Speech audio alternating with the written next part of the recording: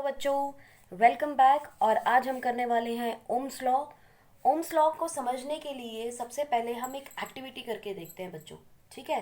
अब हमें मालूम है इलेक्ट्रिक सर्किट क्या होता है, करंट कैसे फ्लो करता है, वोल्ट मीटर कहाँ लगता है, बैटरी क्या है, एमीटर कैसे कनेक्ट होते हैं। इन सब चीज़ों की हमारे पास बेसिक इन्फॉर्मेशन आ चुकी है। तो हम एक एक्टिविटी करते हैं। आपकी बुक में ही है ये एक्टिविटी बच्चों। एक्टिविटी 12.1। ठीक है। इस एक्टिविटी में आप देखेंगे आपने एक सर्किट ड्रॉ करना है। ठीक। और यहाँ से ये रहा आपका सर्किट। ओके। ये रहा आपका एक conductor and this is your ammeter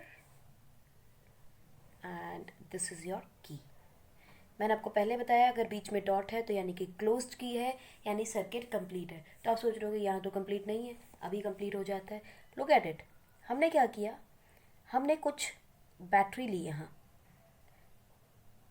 लेकिन इस पूरी की पूरी बैटरी को हमने एक साथ कनेक्ट नहीं किया। ठीक है।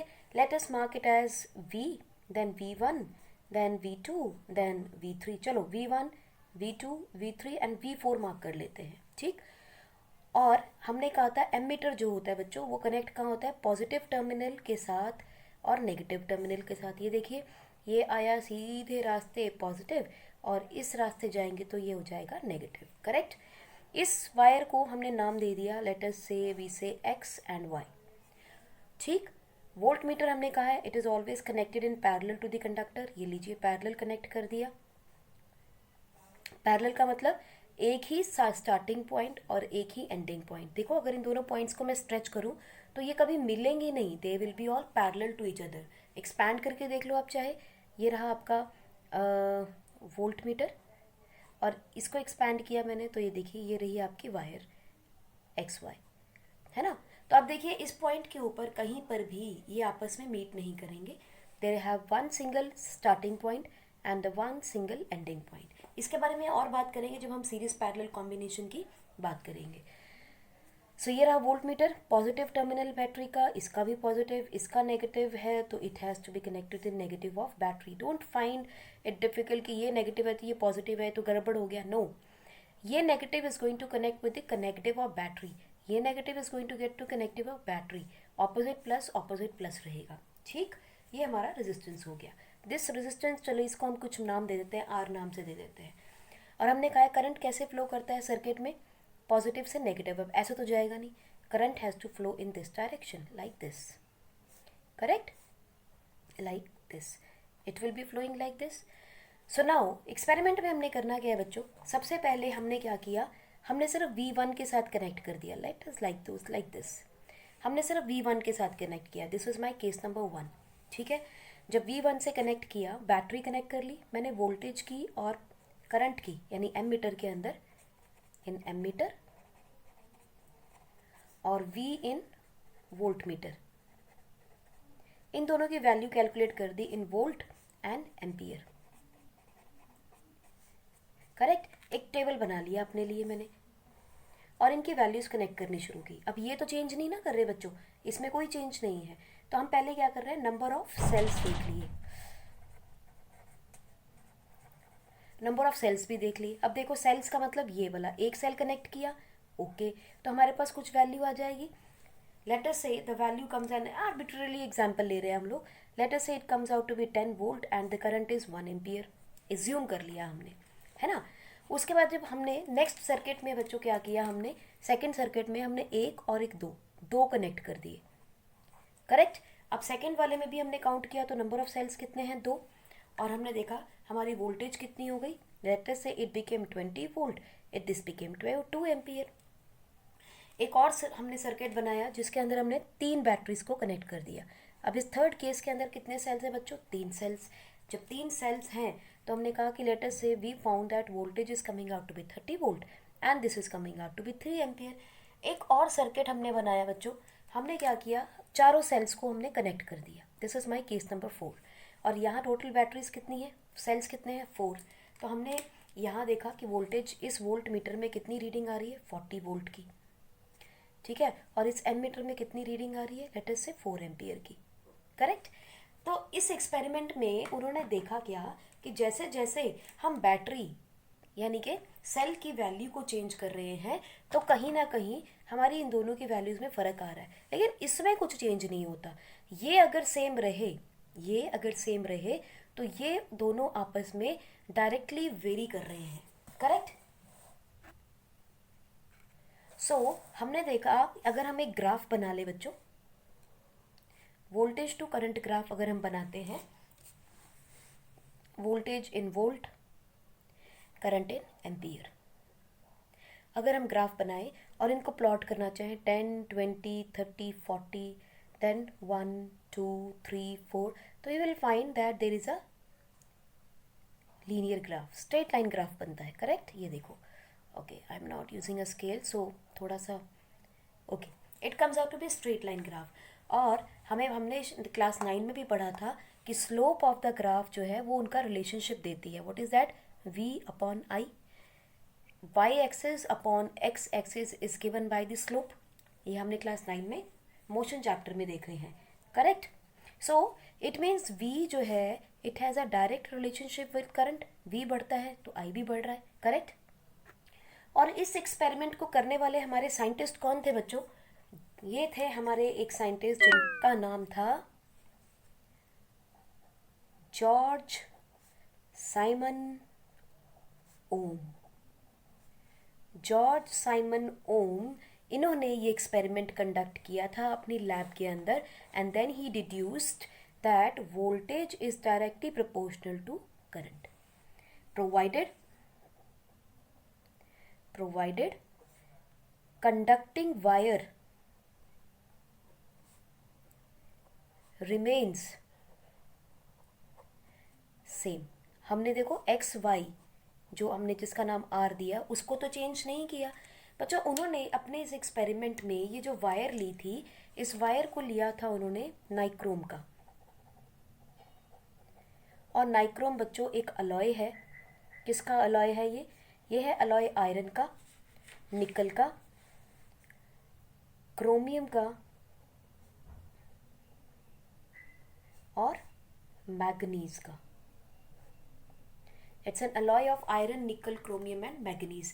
और इसको क्यों लिया था, because it is one of the good conductors, इसीलिए क्योंकि ये कंडक्शन करते हैं जस्ट लाइक मेटल्स। उन्होंने नाइक्रोम वायर को यूज़ करते हुए इस एक्सपेरिमेंट को कंडक्ट किया था। और बच्चों पहले के एक्सपेरिमेंट्स में ना बहुत सारी चीज़ें क्या इसी वजह से यूज़ होती थी, बिकॉज ऑफ अवेलेबिलिटी, क्या चीज़ अवेलेबल है ईजिली, कितना हम एक्सपेंडिचर कर सकते हैं उस पर्टिकुलर एक्सपेरिमेंट के ऊपर, what is our financial limits, उन सबको ध्यान में रखते हुए हम अपने रिसोर्सेज को यूज़ करते हैं। तो साइमन ओम ने एक नाइक्रोम वायर को लेते हुए इस एक्सपेरिमेंट को कंडक्ट किया, एंड ही फाउंड कि अगर मैं वोल्टेज को बढ़ा रहा हूँ तो करंट भी इंक्रीज कर रहा है, यानी बैटरीज के पोटेंशियल डिफरेंस को बढ़ाऊँ तो करंट इंप्रूव कर रहा है। और कितने प्रोपोर्शन में इंप्रूव कर रहा है, अगर मैं ये, इन्होंने बैटरीज भी कैसे ली थी बच्चों, 1.5 वोल्ट की, यानी कि अगर वो 1.5 वोल्ट, अच्छा हमने 10 वोल्ट ले लिया था, चलिए उन्होंने लिया था 1.5 वोल्ट, अगर ये 1.5 वोल्ट है तो ये कितना हो जाएगा 3 वोल्ट, डबल हो रहा है, then 4.5 volt and then it took 6 volt.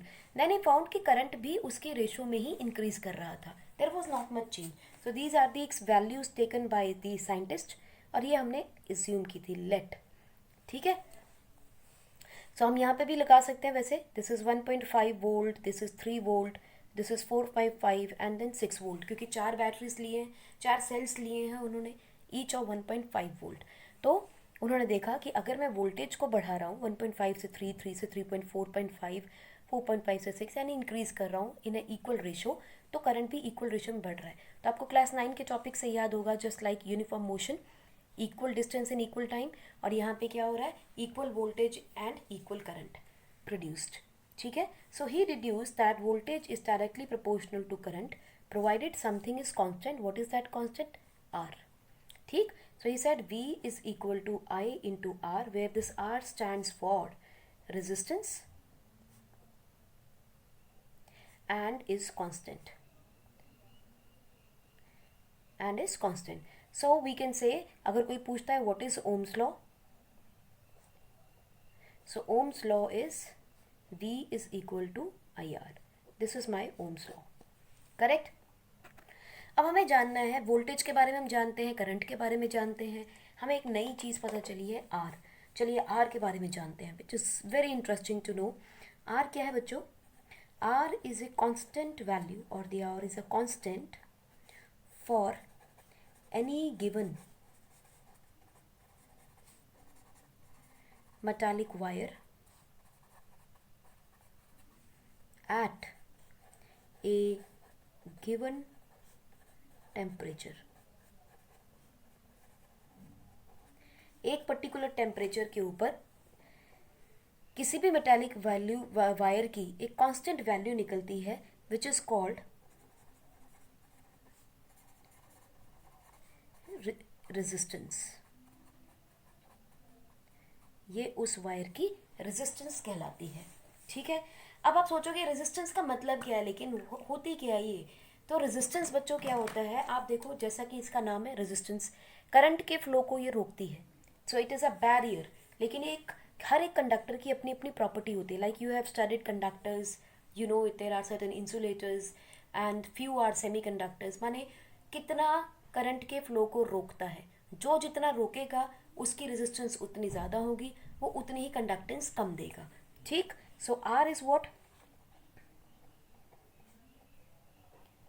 Resistance is the property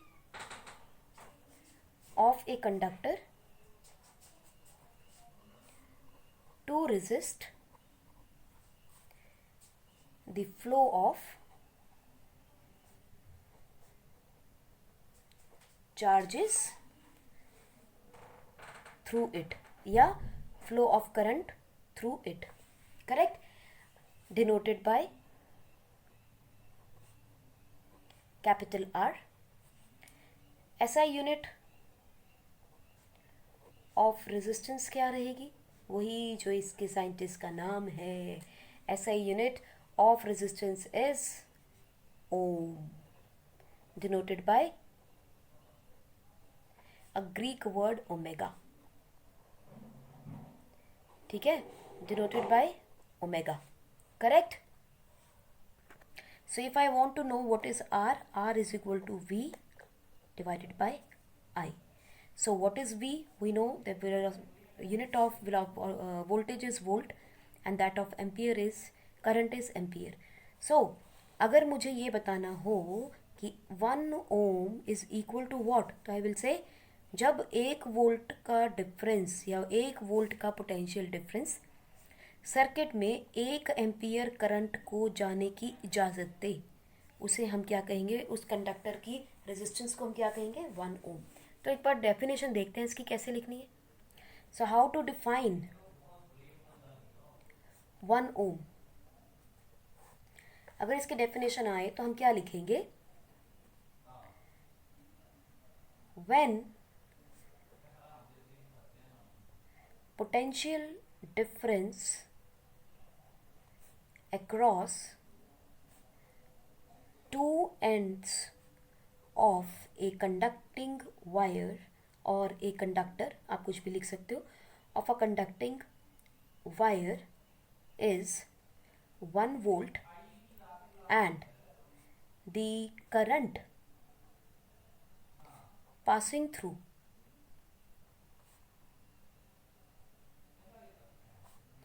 it is 1 ampere, then the resistance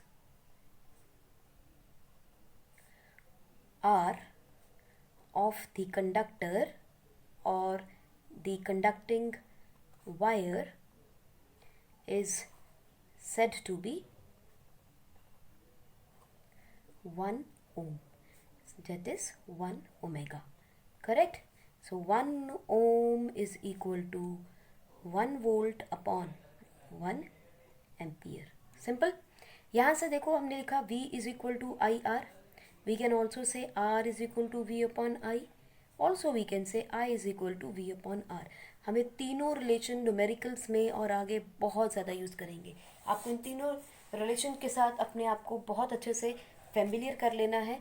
V is equal to IR है, वही है, डिड्यूस एक ही जगह से किए हैं, बट हम बार बार इनको इसी फॉर्म्स में अलग अलग तीनों फॉर्म्स में यूज़ करने वाले हैं. सो आप तीनों को बहुत अच्छे से समझ लीजिए कि V is equal to I R is the ohm's formula, और फिर वहाँ से हमने रेजिस्टेंस को डिड्यूस कर लिया है और फिर करंट का भी रिलेशनशिप निकाल लिया है. करेक्ट. यहाँ से हमने एक चीज़ और निकाली. हमने देखा V जो है वो डायरेक्टली प्रोपोर्शनल है करंट के, R कांस्टेंट रहता है. सिमिलरली I जो है इन्वर्सली रिलेशनशिप में रखता है रेजिस्टेंस के. अगर if R is more current will be less. Correct. समझ में आ गई बात. अगर R ज़्यादा होगा तो करंट कम हो जाएगा, करंट ज़्यादा है तो R कम हो जाएगा, and vice versa it will move. So इसका मतलब ये है कि if resistance is,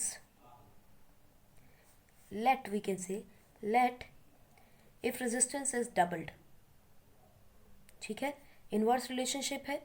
अगर resistance late us say I1 is equal to I and I2 is equal to I dash, ठीक है, कुछ भी ले सकते हैं. और R, चलिए इसमें एम्पियर ही ले लेते हैं. 1 एम्पियर है, इसकी वैल्यू हमने I डैश ले ली. R given to you is 1 ohm और R डैश जो है वो आपको दिया गया है 2 ओम. तो दे वांट टू नो कि I2 कितना होगा. तो आप सिंपल रिलेशनशिप लगाओगे that I1 upon I2 is equal to reverse relationship माने R2 अपॉन R1. I1 हमें पता है, I2 निकालना है, so we can say that I2 will be equal to I1 R1 upon R2. I1 given है 1 ampere, R1 given है 1 और R dash given है यानी R2 गिवन है आपको 2 ओम्स. ठीक है. So it will become 1 upon 2. सो आप देखिए हमने R को किया था डबल. करंट कितना आया आपका? हाफ. करेक्ट. तो इसका मतलब हमें बहुत सारी ऐसी जगहें हैं जहाँ करंट को कभी कम कभी ज़्यादा करना पड़ता है अकॉर्डिंग टू दी अप्लायंसेज, जहाँ करंट की रिक्वायरमेंट कभी ज़्यादा होगी कभी कम होगी. सो हमें क्या चाहिए, हमें कहीं ना कहीं रेजिस्टेंस को वेरी करना पड़ेगा. करेक्ट. सो हम क्या करते हैं, to change the amount of current passing through,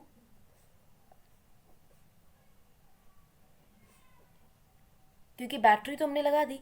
देखो ना, सेल के अंदर आपने बैटरी लगा दी है. अब क्या करें, अगर मुझे करंट चेंज करना है, आपने कहीं भी किसी भी फ़ोन के अंदर, किसी रिमोट के अंदर या घड़ी के अंदर आपने लगा दी, and I want to change the current passing through it. So what will I do? So to change the current passing through a circuit, resistance is changed by using a variable resistor in the electric circuit. हम यहाँ एक variable electric resistor लगा लेते हैं in the electric circuit. ठीक. और आपको याद होगा कि हमने जब सिंबल्स की बात की थी तो मैंने आपको वेरिएबल रेजिस्टर दिखाया था. लुक एट इट, एक बार फिर देख लो. This is my resistance. अगर वेरिएबल लगानी है तो सिंबल क्या यूज़ करते हैं, this is my variable resistance. और आप क्या कर रहे थे, अगर हमने एक रेजिस्टर यूज़ किया उसके ऊपर एक like this arrow. So this is what, variable resistor. बच्चों वेरिएबल रेजिस्टर को ही variable resistor is also called as rheostat. ये 1 मार्क में आता है कई बार question, what is a rheostat, तो आपको पता होना चाहिए a variable resistor in a circuit is known as rheostat. इसके लिए हम एक एक्टिविटी भी करते हैं बच्चों. लेट अस से, तो हमने ले लिया एक कंडक्टिंग वायर लेंगे, एक्स और वाई यहाँ जगह छोड़ेंगे अभी, बिकॉज यहाँ हम लोग रेजिस्टेंस को चेंज करते रहेंगे, यानी टाइप ऑफ कंडक्टर चेंज करेंगे. हमने एक वायर लिया, एमीटर जोड़ा, एमीटर का नेगेटिव है, नेगेटिव टर्मिनल के साथ जुड़ना है. So I am just gonna change the side of the battery. Negative first, then positive, negative, then positive, then 1 negative and 1 more positive. So you can take, ठीक है. And then इसको connect करेंगे हम एक की के साथ. This is my key, this is the ammeter and this is your battery. Correct. आपने डिफरेंट वायर्स ले लिए हैं. अब हमने क्या किया, यहाँ पर जो बैटरीज ली हैं, लेट अस से हमने, चलो 3 जोड़ी है मैंने, so we can take it is 4.5 volt, 1.5 volt each. Now what will happen, इस यहाँ पे एक बार मैंने ज्वाइन करना है किसको, नाइक्रोम वायर को, जो कि ओम्स लॉ में साइंटिस्ट ओम ने यूज़ की नाइक्रोम वायर. दूसरी बार मैं यूज़ करूँगी एक 10 वॉट का बल्ब, और तीसरी बार हम यूज़ करेंगे एक टॉर्च का बल्ब, सिंपल जो आपकी हैंड टॉर्च होती है वो, उसका बल्ब यूज़ करेंगे. ठीक है. हमने क्या किया बच्चों, एक्सपेरिमेंट करते हुए, जब हमने फर्स्ट वायर लगाई, हमें करंट यानी एमीटर की रीडिंग इन केस नंबर 1, जो एमीटर की रीडिंग थी वो डिफरेंट थी. Let us say the ammeter reading was X, correct, X ampere. अब मैं एम्पियर को एम्पियर पूरा नहीं लिखूंगी, I will just use A. देन मैंने जब 10 वॉट का बल्ब लगाया तो मुझे रीडिंग मिली 5 एम्पियर, और जब मैंने थर्ड वायर यानी कि टॉर्च का बल्ब लगाया तो मुझे मिली जेड एम्पियर. ठीक, हमें अलग अलग रीडिंग्स मिली. ऐसा क्यों हुआ, जब बैटरी सेम है यानी कि वोल्टेज यानी कि V इज़ सेम, और इसका मतलब कांस्टेंट है, सेम का मतलब कांस्टेंट है. ठीक है, जब V कांस्टेंट है तो जब मैं R को चेंज कर रही हूँ तो करंट की रीडिंग में चेंजेस आ रहे हैं. इट मीन्स कुछ तो ऐसा फैक्टर है R के अंदर जो कि करंट को चेंज कर रहा है. What is that factor, that is a ease with which electric current can flow. So with change in R, with change in R, current in ammeter changed. Why so? Because different R's या different conductors offer different R, माने resistance. कोई current को ज़्यादा resistance देता है, कोई कम देता है, कोई उसे आसानी से पास होने देता है, कोई उसे मुश्किल से पास होने देता है. ठीक है, so this is what is the resistance. अब जब हम थोड़ा सा न्यू केमिस्ट्री के अंदर एटम्स एंड मॉलिक्यूल्स को देखेंगे, या कुछ स्टूडेंट्स से देखा होगा, तो हम देखते हैं कि हमारा एक एटम होता है बच्चों. ठीक है, सेंटर में होता है आपके पास न्यूक्लियस, और उसके बाहर आपने क्लास 9 में भी पढ़ा है कि अब जो आपके न्यूक्लियस के पास इलेक्ट्रॉन्स रहते हैं, these are bound or attracted by nucleus. Electrons are attracted by nucleus, ये आपने अपनी क्लास 9 में पढ़ा है. Electrons are attracted by nucleus. इसका मतलब कौन कितनी आसानी से इलेक्ट्रॉन को दे सकता है, तभी हमारा करंट फ्लो करेगा. Because what is the flow of electrons, electrons कौन से हैं जो मूव कर रहे हैं, electrons are the free electrons to conduct electricity. ठीक, अगर ये इलेक्ट्रॉन आसानी से निकल जाएंगे तो वो ज़्यादा कंडक्टिंग होंगे, नहीं निकलेंगे तो लेस कंडक्टिंग होंगे. फॉर एग्जाम्पल आपको याद होगा सोडियम का एटॉमिक नंबर है 11, सो इट इज़ 2, 8 एंड 1. अगर ये 1 इलेक्ट्रॉन को लूज़ कर दे तो इसकी कॉन्फ़िगरेशन कैसी हो जाएगी बच्चों, 2 एंड 8, यानी कि इसके ऑर्बिट्स जो हैं वो कम्प्लीटली फुल हो जाएंगे. और ये कितना है, 10. 10 किसका एटॉमिक नंबर है, नियॉन का. नियॉन क्या है, एक नोबल गैस है. नोबल गैस का मतलब क्या हो गया, ये रिएक्ट नहीं करेगी, स्टेबल हो गई. सो नाउ एक इलेक्ट्रॉन लूज करना चाहता है सोडियम, तो सोडियम जब एक इलेक्ट्रॉन बच्चों लूज करेगा तो क्या बना देगा, Na पॉजिटिव, जिसमें कितने इलेक्ट्रॉन रहेंगे, 10 इलेक्ट्रॉन्स. प्रोटॉन उतने ही रहेंगे, कितने, 11, या इसका एटॉमिक मास कितना होता है 23, तो 12 प्रोटॉन है इसके पास. तो 10 इलेक्ट्रॉन को 12 प्रोटॉन खींचेंगे तो बहुत स्ट्रांगली बाउंड करेंगे. लेकिन एक इलेक्ट्रॉन लूज करने के बाद, यही वो इलेक्ट्रॉन है जो इलेक्ट्रिसिटी कंडक्ट करते हैं. अब कौन कितने फ्री इलेक्ट्रॉन देगा, जितने फ्री इलेक्ट्रॉन देगा उतनी आसानी से वो इलेक्ट्रिसिटी कंडक्ट करेगा, जितने कम इलेक्ट्रॉन देगा उतनी डिफिकल्ट करेगा. सो यानी कि number of free electrons in a conductor is directly proportional to current in the conductor, correct, and inversely proportional to resistance to current, तो हम कह सकते हैं नंबर ऑफ फ्री इलेक्ट्रॉन्स, यानी कि Ne. What is this Ne? Charge. It is directly proportional to current and inversely proportional to resistance. मान गए? Because आपको याद होगा, we know that current is equal to charge upon time.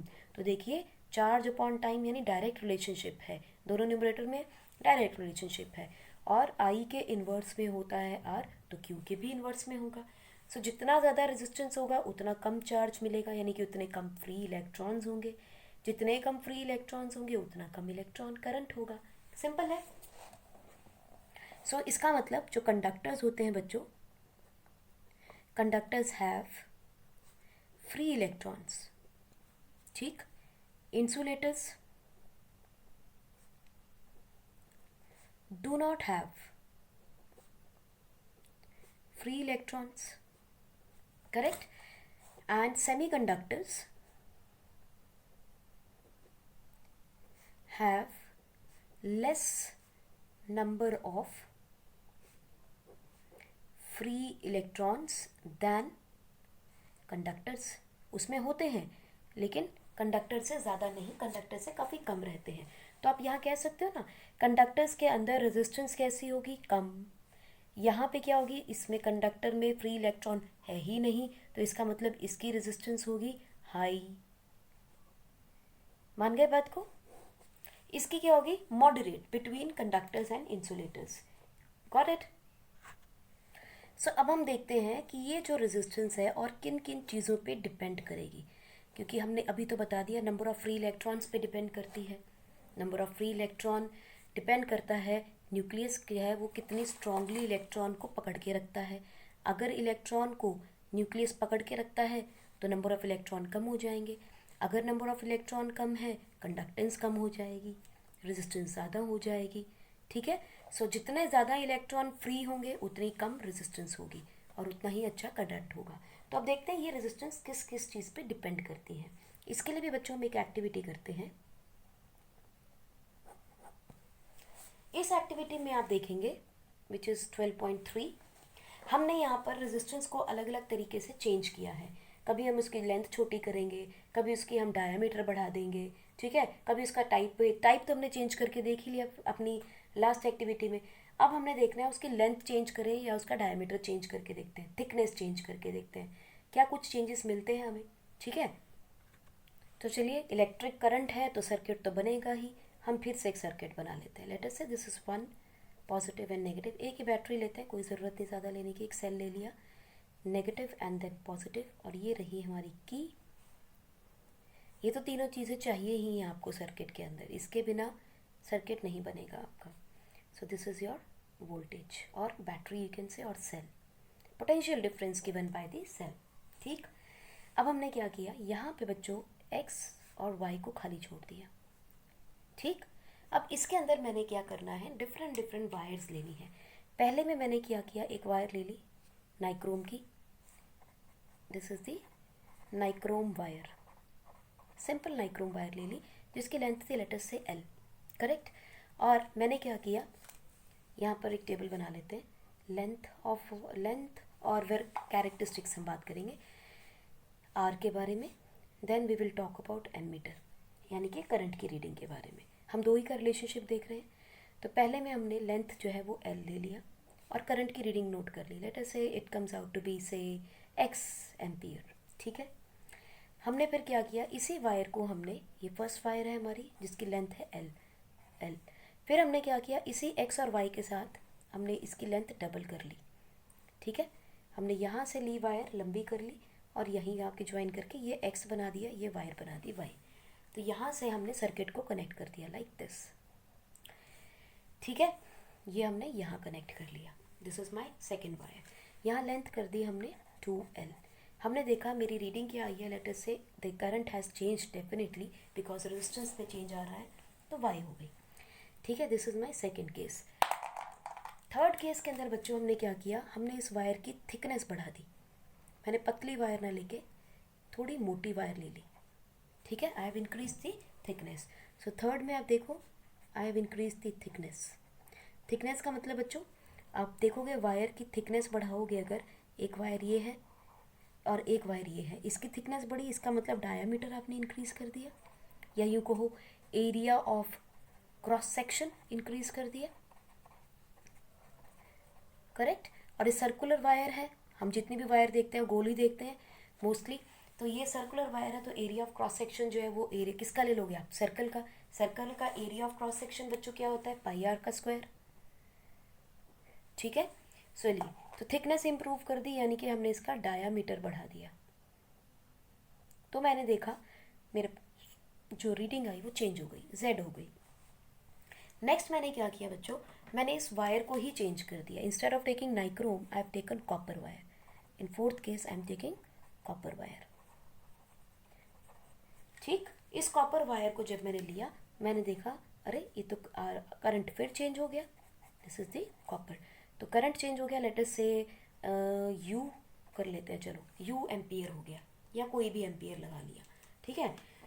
सो हमने देखा इन चारों के अंदर आपको जो करंट की वैल्यू है it changed, it definitely change. क्यों चेंज हो गया, क्योंकि आर चेंज हो रहा है। और आर क्यों चेंज हुआ है, क्योंकि कभी लेंथ इंक्रीज कर रहे हैं, कभी हम कॉपर इसके डायमीटर को चेंज कर रहे हैं, और कभी हम टाइप ऑफ मटेरियल को ही चेंज कर दिया है। सो इसका मतलब इन सब पे ये रेजिस्टेंस डिपेंड करती है, आर में वेरिएशंस आ रही हैं बिकॉज ऑफ दीज फैक्टर्स। जब हमने एक्सपेरिमेंटली इसको देखा तो हमने कहा कि अगर ये करंट मान लेते हैं 1 एम्पियर या 2 एम्पियर था, तो वाई की वैल्यू हो गई 1 एम्पियर, यानी कि अगर रेजिस्टेंस को मैंने दुगना किया तो करंट हाफ हो गया। यानी कि इफ़ रेजिस्टेंस, हमने पीछे देखा ही था, is made double then current reduces by half. ये हमने लास्ट अपने रिलेशनशिप में देखा ही था, जब करंट और रेजिस्टेंस का रिलेशनशिप देखा, तो हमने देखा ये हाफ हो गया। तो एमीटर की रीडिंग जो है, और जब हमने इसकी थिकनेस बढ़ाई बच्चों, थिकनेस बढ़ाई, when thickness improved, thickness increased, then current also increased, current also increase, यानी कि जितनी मोटी वायर होगी उतना ज़्यादा उसमें करंट फ्लो करेगा। आप इसे ऐसे भी समझ सकते हो, देखिए अगर मेरे पास एक छोटी वायर है ये, ठीक है, and I have to move from this place to this place, एक, और दूसरा रास्ता है मेरे पास बच्चों ये, correct, and I have to move from this place to this place. तो आप देखिए किस में फ्रीली भाग सकते हो आप, इसके अंदर you can move freely without any what do you say, any barriers, you don't feel much barriers। लेकिन इसमें से भागना मुझे मुश्किल लगेगा, इसमें भागना मुझे आसान लगेगा, क्योंकि स्पेस इंक्रीज हो गया है। You can assume even the platform of a railway track, मान लीजिए आपको एक ट्रैक से दूसरे ट्रैक तक जाना है और वो जगह बिल्कुल खाली है, या यूँ कहो कि बहुत वाइड है, भीड़ कम नज़र आ रही है, लोग से late us say 100 people are standing and a platform is wider, तो आप वहाँ से फटाफट निकल जाओगे।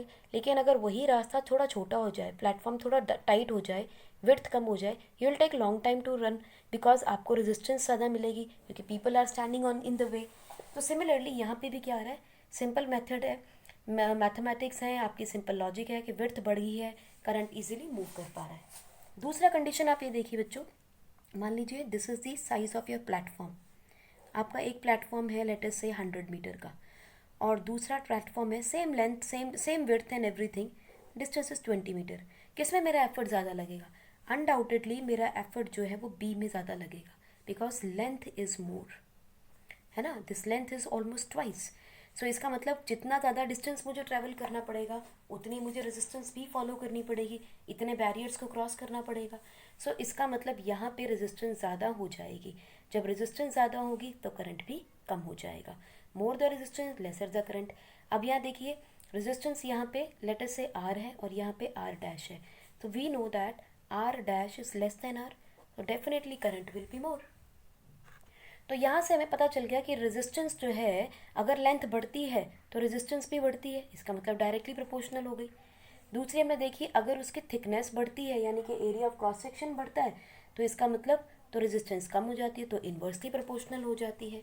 तीसरा फैक्टर बच्चों हमने कहा कि हमने कॉपर की वायर लगा दी, है ना, कॉपर की वायर लगाई इंस्टेड ऑफ नाइक्रोम की वायर, तो हमने देखा कि कॉपर वायर के अंदर करंट बढ़ गया, नाइक्रोम वायर के कंपैरिजन में जो करंट था दैट वाज लेस, तो यहाँ पे ज़्यादा था यहाँ कम था, दोनों ही कंडक्टिंग है लेकिन कॉपर ज़्यादा कंडक्टिंग है। It means something is there, something called as nature of the material, यानी कि कंडक्टिंग पावर, है ना, नेचर ऑफ द मटीरियल या कंडक्टिंग पावर ऑफ कंडक्टर या वायर, ऑफ अ कंडक्टर और वायर और रेजिस्टेंस, जो भी आप लगा रहे हो resistor. So something called as nature of material, conducting power or the conductor of wire or the resistance is important। तो ये क्या कहलाता है बच्चों, ये एक नई टर्म हमें पता चल गई है, ये क्या है, this is called as resistivity. Resistivity बच्चों एक किसी भी कंडक्टिंग वायर की या किसी भी रेजिस्टेंस की अपनी कैरेक्टरिस्टिक प्रॉपर्टी होती है, तो जिसे हम डिनोट करते हैं रो से। दिस इज कॉल्ड एज रो, रोने वाला रो नहीं, RHO, रोना नहीं है, don't cry, it is not at all a difficult chapter, ठीक। सो इसका मतलब अगर रेजिस्टिविटी जिसकी ज़्यादा होगी वो ज़्यादा करंट फ्लो करेगा, जिसकी रेजिस्टिविटी कम होगी वो कम फ्लो करेगा, so it is directly proportional to rho. So यहाँ क्या निकला, आर, अगर मैं कांस्टेंट ऑफ प्रोपोर्शनैलिटी हटाना चाहूँ तो क्या निकलेगा, देखिए हमने यहाँ कह तो दिया बट ये यहाँ नहीं लेना, it is directly proportional to length and it is inversely proportional to area of cross section। why we are not taking, because this is the nature of the conductor। आप ये चेंज नहीं होने वाली है, it is constant about a conductor, ठीक। so R is directly proportional to length and inversely proportional to area of cross section। if I remove what is this constant, ये क्या चीज़ है जो हम constant रख रहे हैं, it is the nature of the material। हम उसी material को अगर रखें तो this will be directly proportional to rho L upon A, where rho says that it is the nature of the material or it is the resistivity। और बच्चों resistivity हम calculate करते हैं हर एक मेटल के लिए, इंसुलेटर के लिए, एक अलॉय के लिए, हर चीज़ के लिए इंटरनेशनली उसकी एक फिक्स्ड वैल्यू होती है, सो इट इज़ डेफिनेटली कांस्टेंट, ठीक है।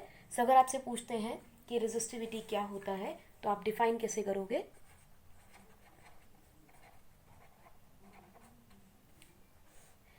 resistivity is the electrical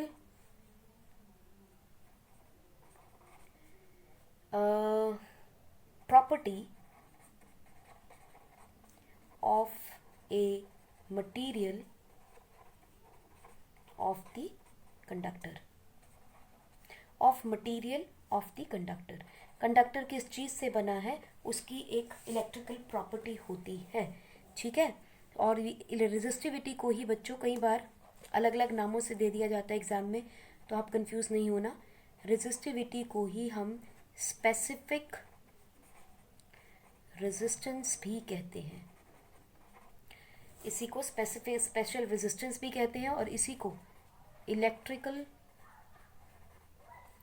resistivity के नाम से भी जानते हैं। तो इन तीनों नामों को एक ही मान के चलिए, कहीं भी कंफ्यूज नहीं होना है कि ये का आ गया है। इसकी एसआई यूनिट क्या है बच्चों, SI unit of resistance of resistivity is, यानी रो इज ओम मीटर, यानी omega meter, it is the ohm meter. तो आपको कई बार लिखा आएगा ओमेगा मीटर या ओम मीटर लिखा होगा, आप समझ जाइए वो रेजिस्टेंस नहीं है, वो रेजिस्टिविटी है। ध्यान रखेंगे कि resistivity is the characteristic property of conductor और ऑफ मटेरियल। किसी भी मटेरियल की एक स्पेसिफिक प्रॉपर्टी होती है, एक खास प्रॉपर्टी रहती है जिसकी एक फिक्स्ड वैल्यू रहती है। बस इतना आपको ध्यान रखना है, yes it is fixed undoubtedly, लेकिन बावजूद उसके ये जो आपकी रेजिस्टेंस होती है ना बच्चों, रेजिस्टेंस आर एंड रेजिस्टिविटी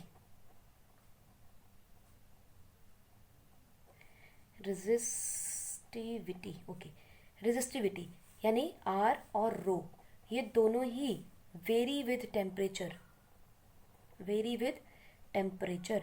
अब इसका रिलेशनशिप जो है वो आपकी क्लास से ऊपर है, हमें करना नहीं है, लेकिन मुझे मालूम है कि आप लोगों के दिमाग में चल रहा होगा मैम ये कैसे रिलेट होता है, तो हम आपको इसके बारे में ब्रीफ सा बता देते हैं ताकि आपके उत्सुकता जो है वो शांत हो जाए।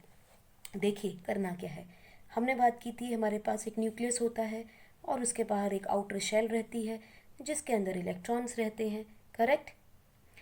न्यूक्लियस के बाहर इलेक्ट्रॉन पड़ा है बेटा और ये अट्रैक्ट होता है इससे, इसकी अट्रैक्शन ख़त्म हो जाए, ये इलेक्ट्रॉन बाहर निकल जाए, इसके लिए मुझे क्या करना पड़ेगा, इस इलेक्ट्रॉन को एक्साइट करना पड़ेगा, इसको एनर्जी देनी पड़ेगी, हीट एनर्जी देनी पड़ेगी, इसको कोई ना कोई एनर्जी हीट की फॉर्म में, लाइट की फॉर्म में देनी पड़ेगी।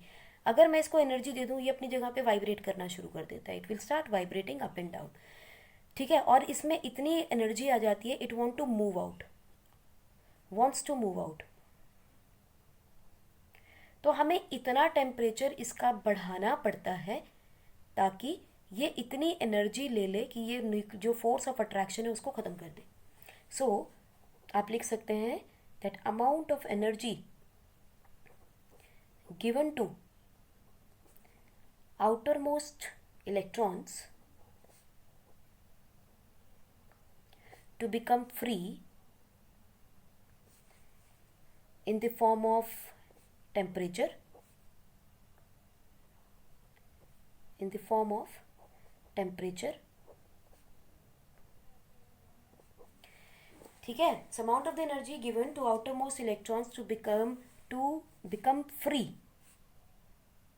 ओके टू बिकम फ्री यही लिख लेते हैं, in the form of temperature हम उसको अमाउंट ऑफ एनर्जी देते हैं और यही free electrons will increase conductance, will increase conductivity, और कंडक्टिविटी अगर बढ़ रही है तो आप समझ गए होंगे ये दोनों चीज़ें कम हो जाएंगी, and reduces resistance as well as resistivity. Resistivity जितनी कम होगी मानी कि जितनी नेगेटिव वैल्यू में होगी उतनी ही ज़्यादा उसमें कंडक्टेंस हमें मिलेगी, बिकॉज हमें पता है ये दोनों डायरेक्टली रिलेटेड हैं। R is equal to rho L upon A, rho बढ़ेगा तो R बढ़ेगा, रो कम होगा तो R भी कम हो जाएगा, ठीक है ना, रो बढ़ेगा तो R भी बढ़ेगा, करेक्ट। टेम्परेचर बढ़ता है तो ये दोनों कम हो जाते हैं, यही लिख लेते हैं टेम्परेचर का रिलेशनशिप इनके साथ, टेम्परेचर बढ़ता है दोनों कम हो जाते हैं, टेम्परेचर कम होता है ये दोनों बढ़ जाते हैं, correct. Temperature increases both decreases, temperature decreases both increases, correct. This is how it is related with temperature. अब एक और चीज़ आप ध्यान रखेंगे, हालांकि वो आपके नेक्स्ट टॉपिक्स में आएगा, यहाँ पर थोड़ा सा उसका हिंट देते हैं कि जब भी आप इलेक्ट्रिसिटी चलाते हो, यूज़ करते हो, तो आपको दो चीज़ें मिलती हैं। हमने पढ़ा था law of conservation of energy, neither it is created nor it is destroyed, it is converted from one form to another form. तो यहाँ क्या इलेक्ट्रिकल एनर्जी है, ये भी एक एनर्जी की फॉर्म है, it is converted either into heat energy या it is converted into light energy. अब आप देखिए लाइट ऑन की आपने, बल्ब ने जगह तो क्या दी, लाइट एनर्जी, और बाद में थोड़ी देर इसका टच करके देखो वो गर्म हो जाती है, तो इसका मतलब वो हीट एनर्जी भी दे रहा है और वो आपको लाइट एनर्जी भी दे रहा है। एग्जाम्पल देखिए, इन केस ऑफ बल्ब आपको दोनों चीज़ें मिलती हैं, you get both of them. In case of what do you से इलेक्ट्रिक, अगर आप टीवी देखते हैं उनमें भी दोनों चीज़ें मिलती हैं, आपने फ़ोन चलाया उसमें भी आपको दोनों चीज़ें मिल रही हैं, करेक्ट। मगर अगर आपने आयरन प्रेस शुरू ऑन किया है या आपने टोस्टर ऑन किया है, तब क्या हो रहा है, वो गर्म हो रहे हैं, लाइट तो नहीं देते, है ना। So these are using heat, ये सारी की सारी एनर्जी हीट एनर्जी में कन्वर्ट कर देते हैं। So electrical energy is converted into heat energy, तो मैक्सिमम एनर्जी हीट में देते हैं और क्यों देते हैं? क्योंकि हमें हीट ही चाहिए। लेकिन इसके पीछे कारण है। कारण है कि ये आपके आयरन टोस्टर जो होते हैं are made up of alloys. और बच्चों अलॉयज जो होते हैं they do not burn easily, यानी कि बहुत हाई टेम्परेचर भी हो जाए तो जलते नहीं है। ये बहुत इंपॉर्टेंट क्वालिटी है आपके अलॉयज की। जलते नहीं है लेकिन हीट जनरेट करते हैं। Correct? Alloys do not burn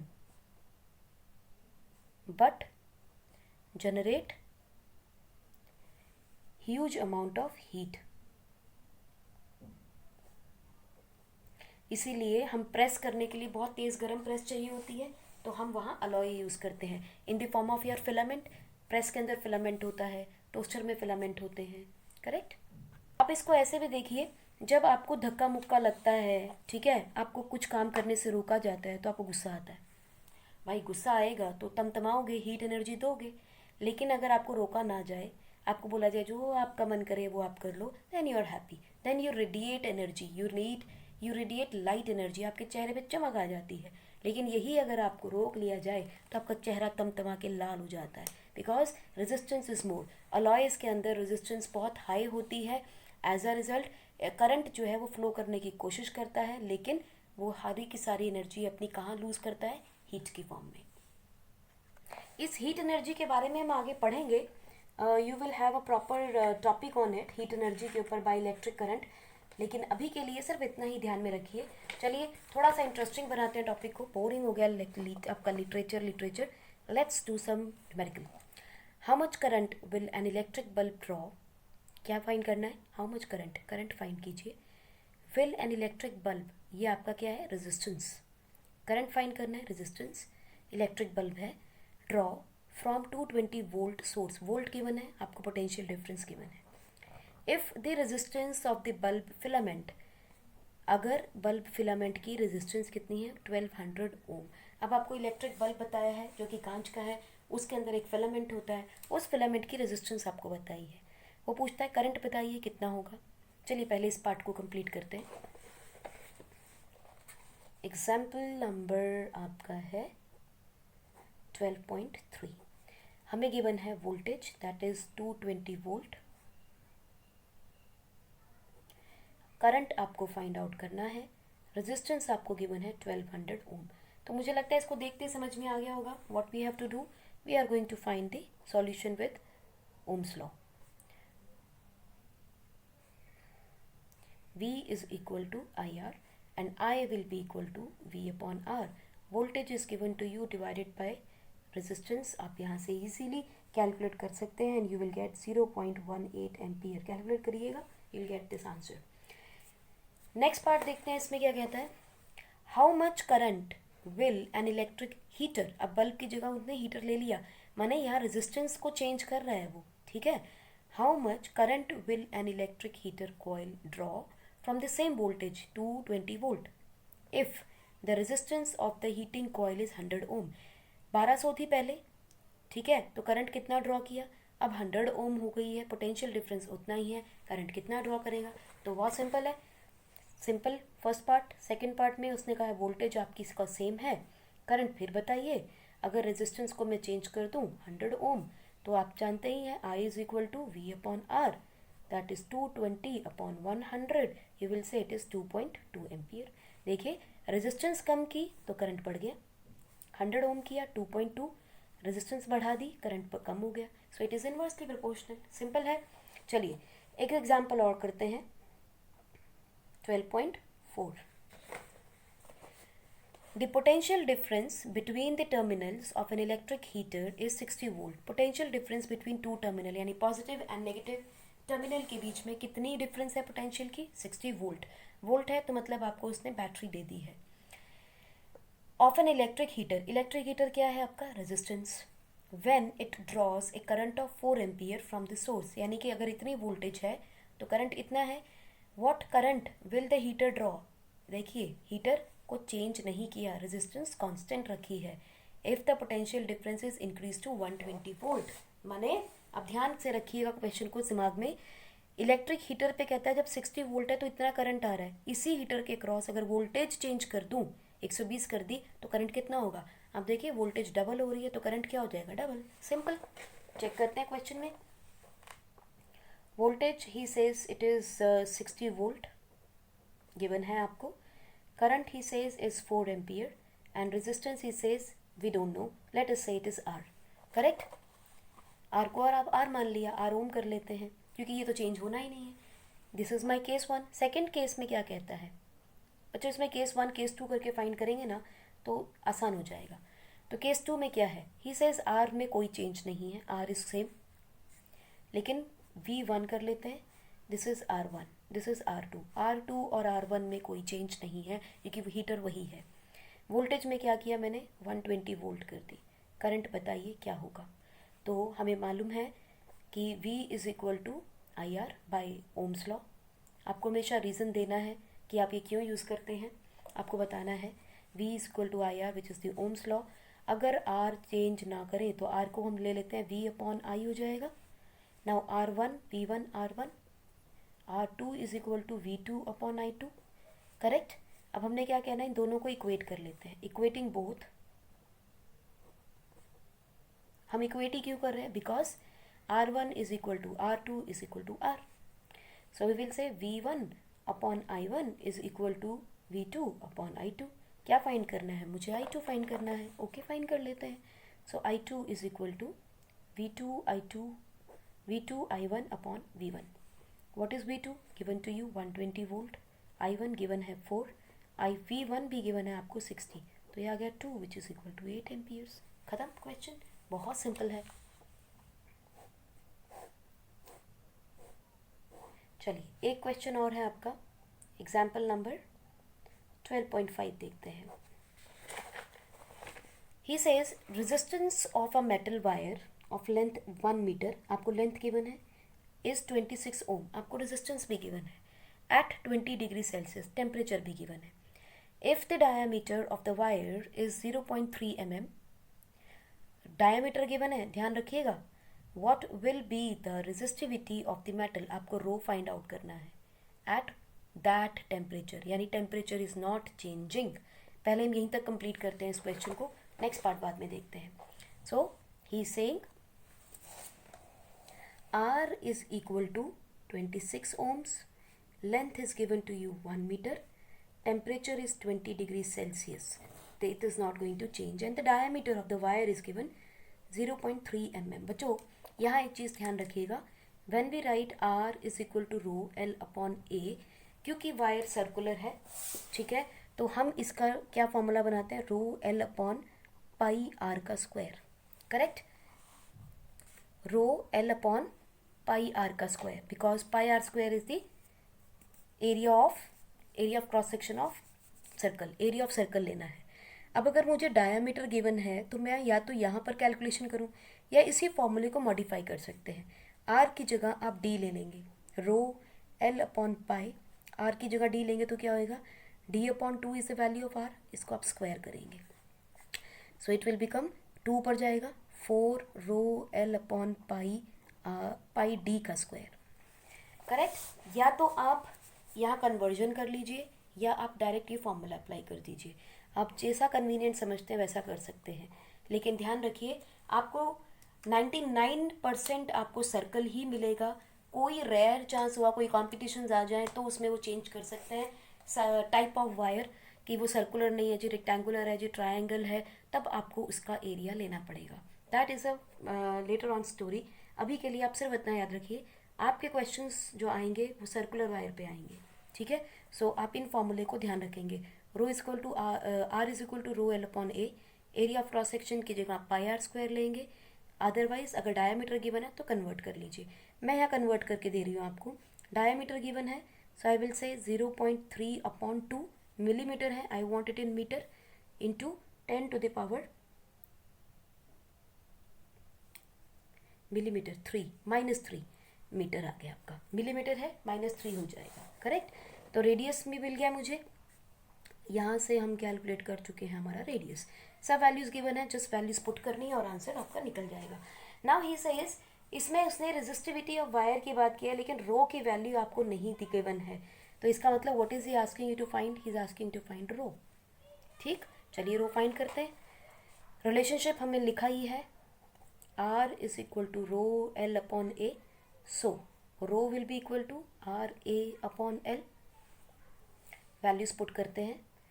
R की वैल्यू गिवन है 26। एरिया ऑफ क्रॉस सेक्शन के लिए I can use 22/7 into R का square which is this thing. Square निकालना होगा अगर मुझे, तो मैं क्या करूँ, इसको मैं डिवाइड कर देती हूँ। इट इज़ 0.15, 2 and 10 2.15, ठीक है, 0.15।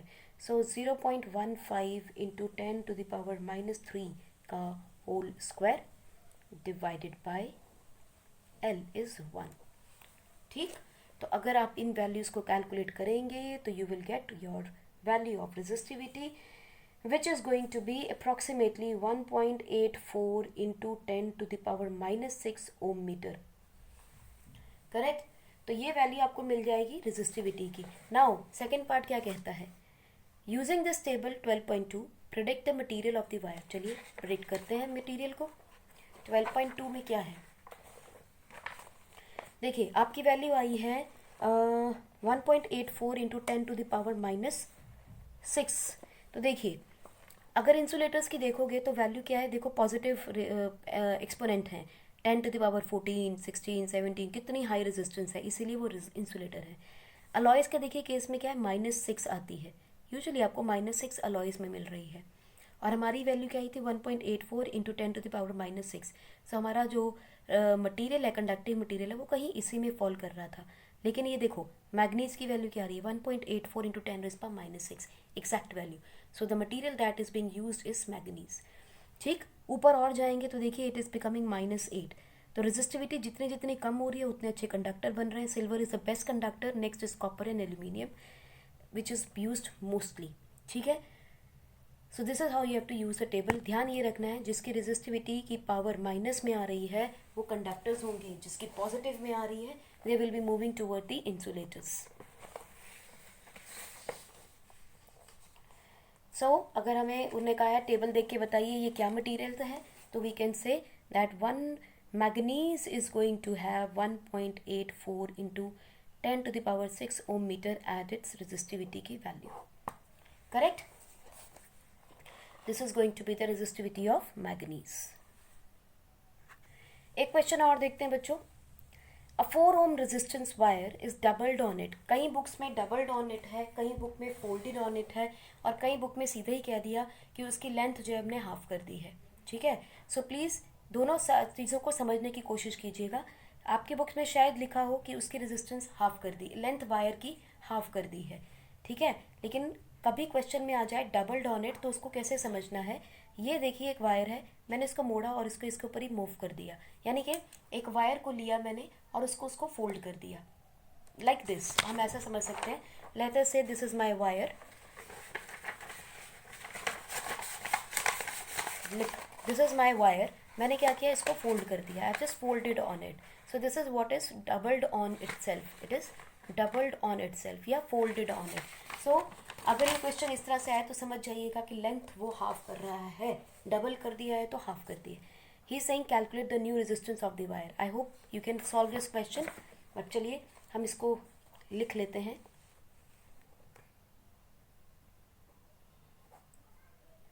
सो आपको R1 गिवन है विच इज़ 4 ohms, R2 आपको फाइंड आउट करनी है। लेंथ हम एज्यूम कर लेते हैं, let L1 is equal to L and L2 उसने कहा है it has been doubled on it, so इसका मतलब L1/2 हो जाएगी। करेक्ट, अब ये कहता है आपको रेजिस्टेंस फाइंड आउट करनी है and he says there is no change in wire itself. No change in wire, ये इसका कोई मेंशन ही नहीं किया है, इसका मतलब सेम वायर को ही फोल्ड कर रहा है। It means area of cross section 1 is equal to area of cross section A and A। Similarly rho 1 rho 2 will be same, यानी मटेरियल भी चेंज नहीं हो रहा है। जब वायर नहीं चेंज हो रही तो मटेरियल भी चेंज नहीं हो रहा, थिकनेस भी चेंज नहीं हो रही। So these are going to be so constant, हमारे लिए ये सब चीज़ें कॉन्स्टेंट हो गई। सो हम क्या लिखेंगे, rho R is equal to rho L upon A, we know that. Correct. अब रो और ए मैटर नहीं करते, तो मैं क्या करूँ, इन दोनों को कांस्टेंट बना लेते हैं।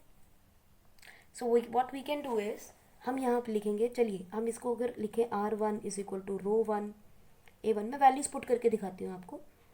R2 is equal to rho two A2 and L2, correct. Now rho one A1 is equal to A and rho, दोनों में वैल्यूज पुट करते हैं। रो अपॉन A, L1 की वैल्यू L, ये है हमारा R1। R2 क्या हो जाएगा, रो A एंड L2 की वैल्यू क्या है, L अपॉन टू, क्योंकि हमने लिखा है L1 अपॉन टू। करेक्ट होगी बात, ओके। नाउ हमें क्या कहा था, R is equal to rho L upon A, तो यहाँ से अगर हम R लिख लें तो कोई दिक्कत है, यानी कि आप ये देखिए R1 is equal to rho L upon A, rho L upon A, यानी कि ये सारा फैक्टर क्या हो गया, R1, दिस इज R1। तो we can say R2 is equal to R1 divided by 2। देखिए लेंथ बढ़ी और आप लेंथ आधी हुई है। R2 फाइंड करना है आपने। Okay, now the key point जहाँ हम गलती कर गए। देखिए जब हमने वायर को उसके ऊपर डबल कर दिया बच्चों, तो वायर का एरिया ऑफ क्रॉस सेक्शन बढ़ गया, डबल हो गया। इसका मतलब A1 is not equal to A2, A2 is equal to twice of A1। ये गलती हो गई हमारी, ठीक है। मटेरियल चेंज नहीं हो रहा है, area of cross section change हो रहा है। सो A1 को हम A1 ही लिखेंगे और A2 को हम क्या लिखेंगे, ट्वाइस ऑफ A1, क्योंकि ये डबल हो जाएगा, ठीक है। सो इसका मतलब ट्वाइस ऑफ A1 हो गया। तो यहाँ पे क्या लिखोगे आप, this is going to be R2 rho L upon 4A, ठीक, 4A हो गया। और ये सारा क्या फैक्टर है आपका, R1। सो R1 अपॉन 4 हो गई। तो रेजिस्टेंस जो है बच्चों, देखो एरिया ऑफ क्रॉस सेक्शन के बढ़ने की वजह से रेजिस्टेंस आधी रह गई। So R2 is going to be 4 upon 4 which is equal to 1 ohm, ठीक है। ओके ओके, कंफ्यूज नहीं हो जाए। एक बार फिर देखिए इस क्वेश्चन को, हम फ्रेश स्टार्ट करते हैं ताकि आप लोगों को कोई भी कंफ्यूजन इसमें ना रहे। जब हमने R1 लिया बच्चों तो वो 4 ओम था। ही सेइंग आप हमें R2 बताइए जब हमने लेंथ की इसको वायर को उसके ऊपर ही फोल्ड कर दिया, यानी कि L2 जो है वो बच्चों हाफ हो गई। जब वायर को हमने उसके ऊपर ही फोल्ड कर दिया है, तो देखिए हमने आपको जैसे दिखाई थी जो हम लोगों ने पहले वाली में गलती कर गए। तो ये देखिए जब ये वायर थी हमारे पास बच्चों, this is a round wire, इस वायर को मैंने क्या किया, फोल्ड करके इसके ऊपर ही क्रॉस कर दिया। जब बच्चों मैंने इसको उसके ऊपर ही क्रॉस किया तो मैंने इसको डबल कर दिया। ना look at it, area of cross section कैसा हो गया है, double, area of cross section double हो गया। तो लेंथ हाफ हो जाएगी और एरिया ऑफ क्रॉस सेक्शन आपका डबल हो जाएगा। सो A1 लेट अस से is A, what is A2, it is twice of A. Resistivity is 1 which is rho, resistivity is 2 is the same because material is same, correct. So now R is equal to rho L upon A, हम सबको 1 1 1 1 mark कर दें।